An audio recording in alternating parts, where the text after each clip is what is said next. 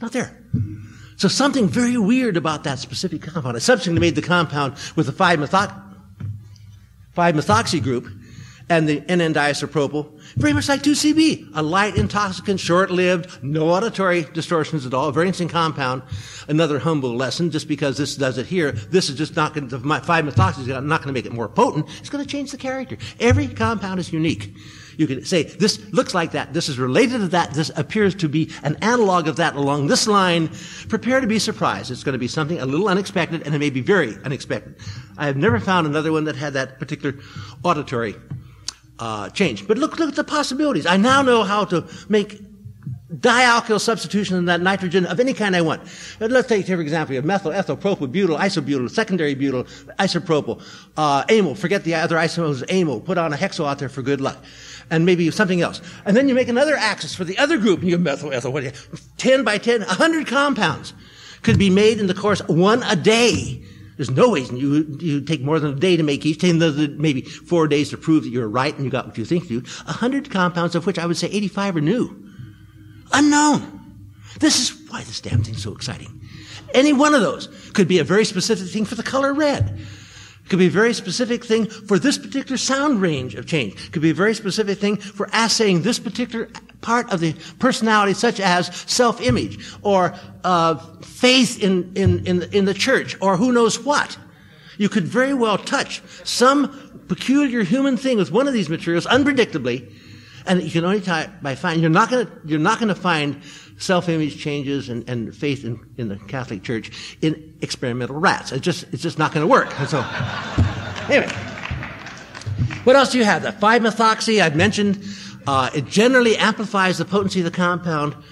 6, 7 positions are of no interest in the tryptamine area. At least I've found nothing of interest so far. And the one thoroughly dramatic thing that was known, worked out by Albert Hofmann, was the structure of psilocin and psilocybin, both of which were exclusively from the mushroom world, specifically very narrow portion of the mushroom world, all with an oxygen on the 4 position of this particular thing, and all of them orally active, which is quite an unusual thing. I was talking to someone in the lobby during one of the many discussions and conversations in the lobby on this is the story of the isolation and the identification of the structure of psilocin by Hoffman.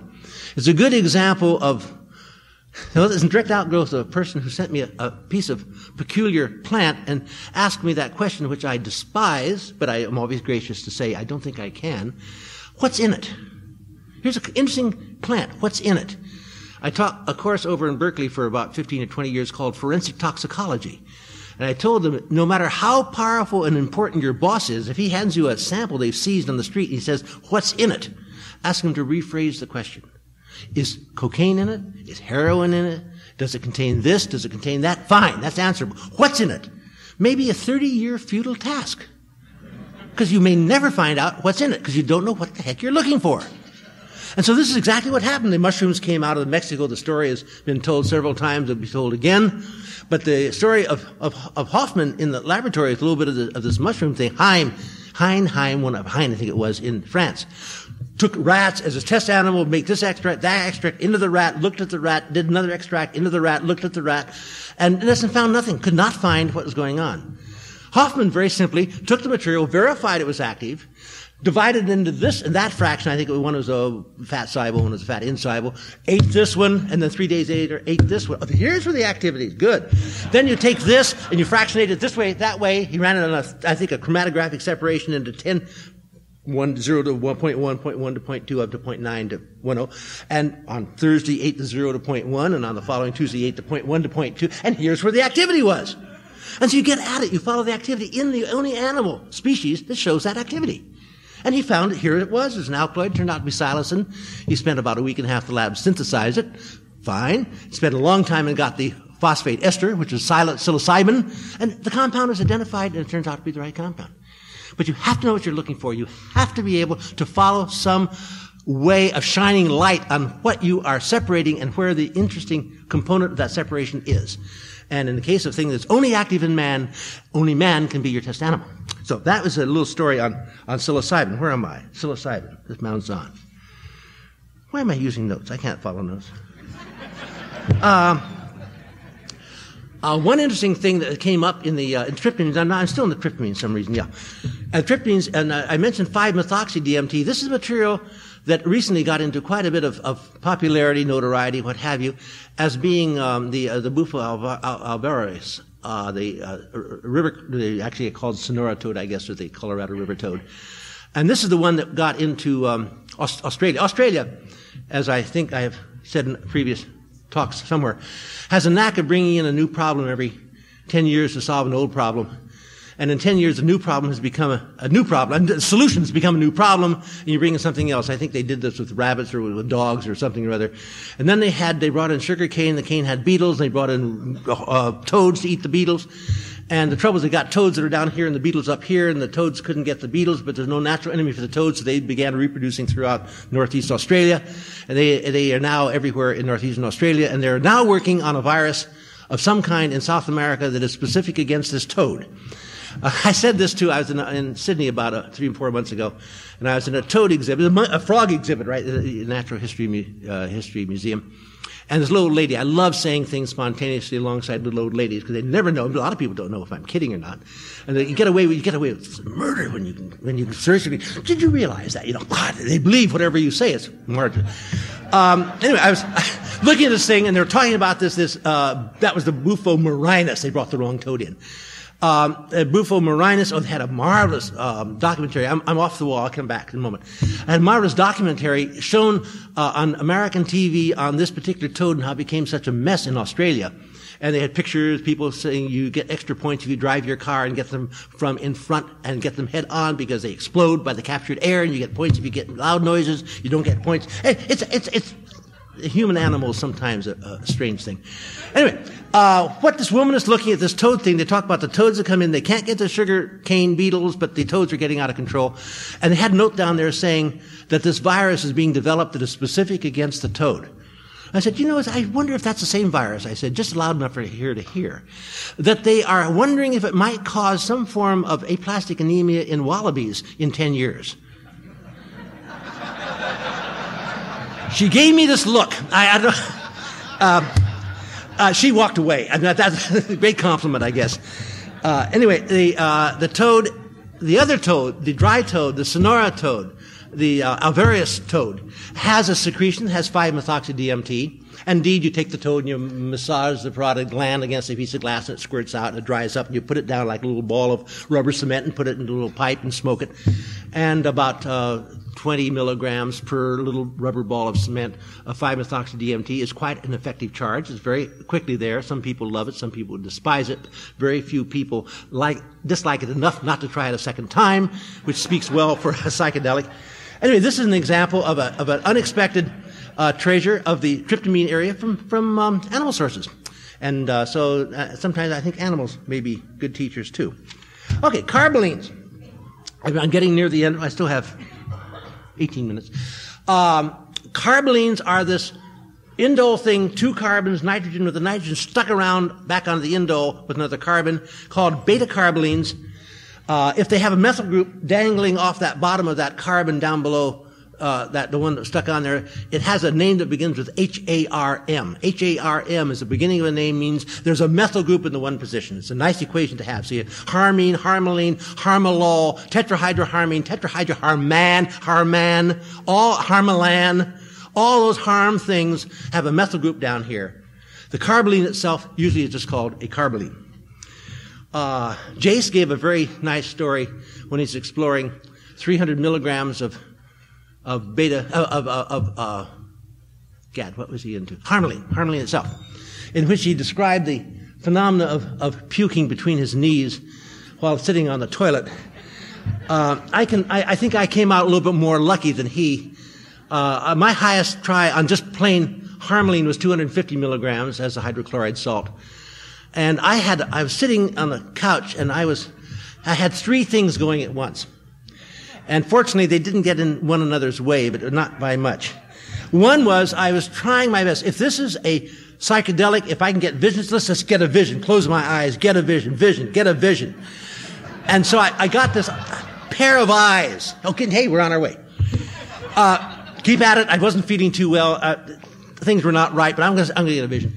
And I got a mouth, right place. And now if I only get a nose, I might know who I'm looking at. And with a little bit of effort, I got a nose, and it came in upside down.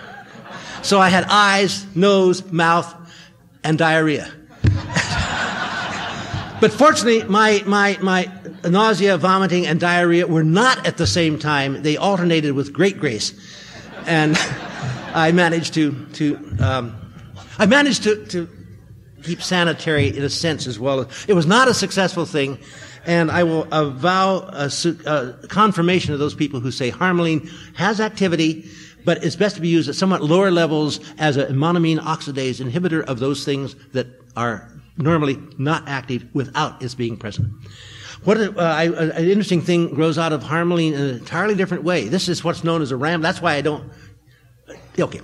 A thing came out of harmaline in quite a different way. I was asked by a person about a year ago, what's the ratio of harmine to harmaline in Piganum harmala seeds? Well, gee, I don't know. So I got some Piganum harmala seeds, ground them up, poured a little bicarb, ground it up in a little dichlor, evaporated the dichlor, put a little 90-10 toluene butanol, stuck 2, maybe 3 micrograms in the GCMS, and got this beautiful pair of peaks. And here's harmine, and here's harmaline, or the other way about it, I forget which. And this whole thing led to a number of rather interesting little ramifications. First of all, the first thing said, let's be a scientist, let's be systematic. I will get my reference sample of harmine and make sure this harmine, which looks like harmine, that probably is harmine. So I injected pure harmine, there it was. Nice, no problem. Then I said, let's make sure the harmaline that I have over here is pure harmaline. It is harmaline. So I got my reference sample of harmaline and injected the sample, and I got 2 peaks. Whoops. So I looked at my harmaline. Merck Company, 1920 something or other, harmaline hydrochloride. The lot number was on there. Everything's on there. It was about a third harmine. So what happens? It was dirty to start with. Harmaline goes to harmine with time. My machine is doing something weird. So I got a sample from Sigma Chemical Company of currently made harmaline, 1 peak. So I wrote to Merck. I said, dear Mr. Merck, please tell me, here's a lot number, here's a control number, here's the date of its manufacture, it's a label that was only used by you between 1924 and 1928 or something. Was your quality control to know there was no harmine in your harmaline? Or did you distinguish between them at that time? I'd like to know because I'm finding your harmaline at that time, we know, to be 30% harmine. Got back this gorgeous letter which said we have never offered that sample commercially. Okay, so that didn't help. So I wrote to Boo Homestead. He said, well, he had gotten a sample of Banisteriopsis that was left on the shores of somewhere down there in the Rio Negro or the Orinoco or somewhere down there in 1842 or something. Had stood for a while, had got over to the Kew Gardens, and Dick Schultes made it available to him. And at that time, as Banisteriopsis, both alkaloids, he asked that it was only harmine, so he deduced that harmaline went to harmine with time. And it was an age change thing. Well, I'm not going to wait 100 years and see if this gets worse. And how do you accelerate an age change? Is it light? Is it UV light? Is it air? Is it moisture? I don't know. So it's still, to me, it's an unanswered question. What bothers me a little bit is that all of the harmaline, this is years and years and years ago, that was used by Claudio Naranjo in all of his studies that led to his marvelous book, one chapter of which was the use of and study of harmaline in human subjects in psychotherapy, was from that bottle. So is it possible that a lot of the work that's reported for harmaline is also harmine or only harmine or due to harmine? You can't repair a thing like that. All you can do is say, when you find something in the literature and it sounds okay, as said just by Peter First last time, hang on, there'll be something in about 10 years that'll make it not okay. You don't know the final answers. You have to kind of roll with it as you go. So I made a number of different carbolines. I made carbolines that looked like things that came out of this for the beautiful chemists in this whole in the area would love this. My first working with harmaline many years ago, I just had access to a brand new state-of-the-art 60 megacycle NMR. So I dissolved the harmaline in heavy water. I put it in NMR so I get look at the methyl group down here, methoxy group out there, and all the hydrogens in the thing. There was no methyl group hanging down on the one position. And harmaline has a methyl group there. Was my harmaline wrong then? Could Emil Fischer have been wrong and gotten the wrong structure for harmaline? Not likely. It's been about 50 years and everyone kind of agrees with him. So I began looking. It turns out, pure fun of the chemistry of it, that those hydrogens on that methyl group exchange with heavy water to become deuteriums and becomes invisible. So one simple thing, like dissolving a sample in a solvent and running a spectrum on it, gave a totally wrong spectrum, because I didn't have the wit to think through the fact that one part of the molecule would be exchanging in water with something that could only be seen in an NMR. Fabulous. Every time you turn around, you think you have an answer, and you're wrong. Anyway, the last of this group I want to talk about would be really the lysergides. They were known at that time. This is the LSD. I had a big argument with someone early yesterday morning out in the lobby, or maybe noontime in the lobby, on LSD being a natural product. It's not a natural product. It's not. Settle that rumor and myth once and for all. LSD is not known in nature. It is not a plant component. It is a laboratory component.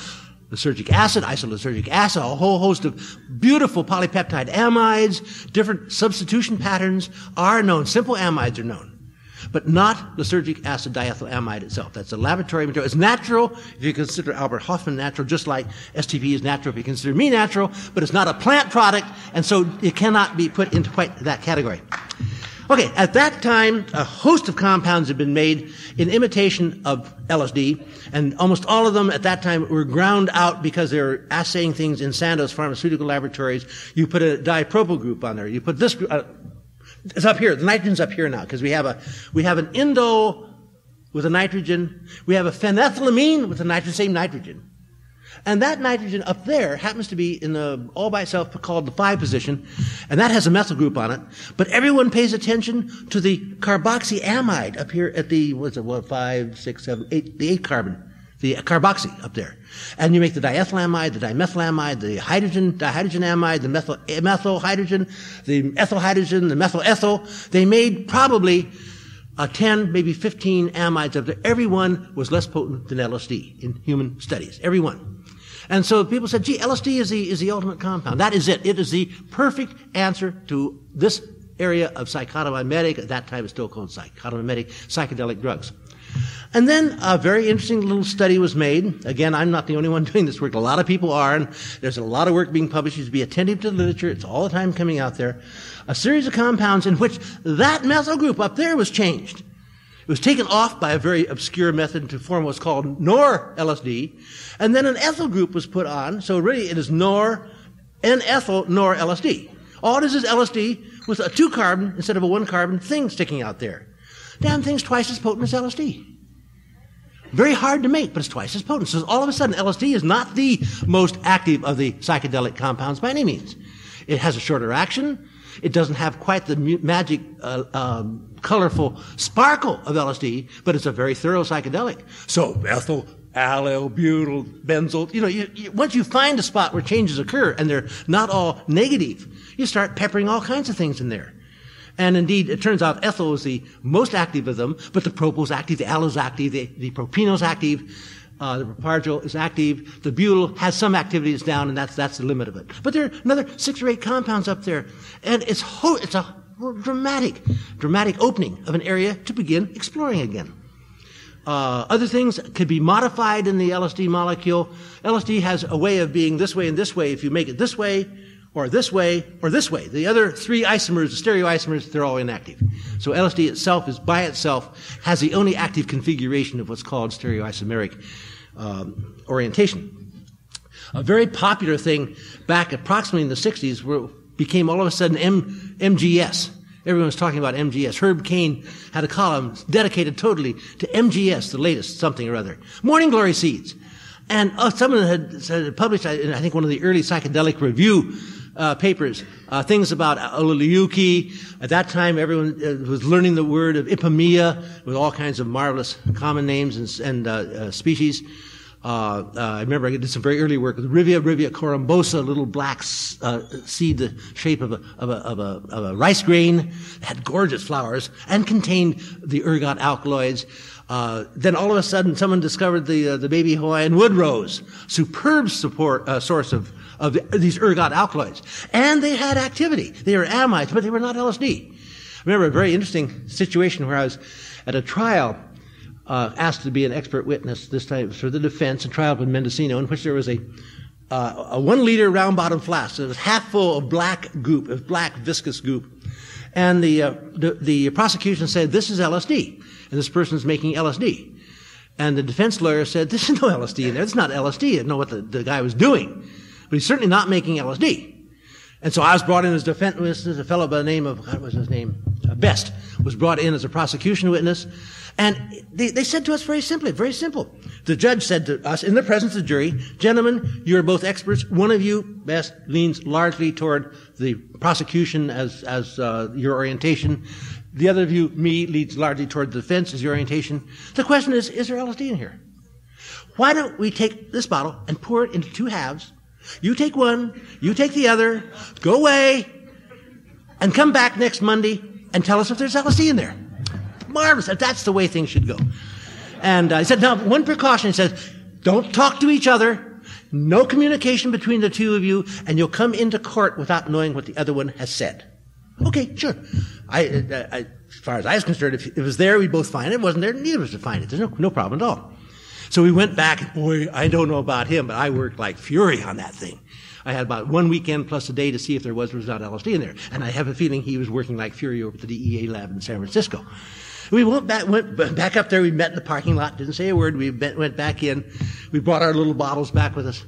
And the judge, I think I waited in the hall. He went and gave his report. And he came out in the hall, looked at me. No way did I get one hint of communication from that look he gave to me. No way at all. He's playing it very straight. I went in and gave my thing. Neither of us found LSD. The judge threw the whole thing out. The humorous part was, the thing was loaded with lysergic acid. Interesting. But they never asked that question. They just said, was LSD in there? And the answer was no. It happened to be lysergic acid. It's also Schedule 1 drug, or Schedule 3, or something or other. They never asked the question. And there's enough peptides in there that it was just hydrolyzed morning glory seeds. There's no question about it. Later on, Jimmy and I had a beer down at the place, there's a beer house down Hoplands Woods, a town down the road from Mendocino. And we were discussing what we had found, how we had done it, and we were trying to determine which morning glory seeds had been used. We both have found this. We found the evidence, and we're discussing the whole thing. We're very grateful the question was asked the way it was. We were good friends before. He's now dead, but we were good friends for many years after that. But yes, morning glory seeds not only contain ergots of very interesting sorts, but they can be converted to lysergic acid, which in turn can be converted to LSD. And anyone who has a catalog from what's it called, that place up in Washington, Lumpanics, can do about 16 recipes that tells you how to do it. I wouldn't trust them very much, but at least you can get the recipes. So that is kind of a hand-waving romp through the non-slide, non-blackboard area of phenethylamines and triptamines. All I can say in sort of winding up is it's been a fascinating 40 years, and I sure hope I get another 40 years. Thank you.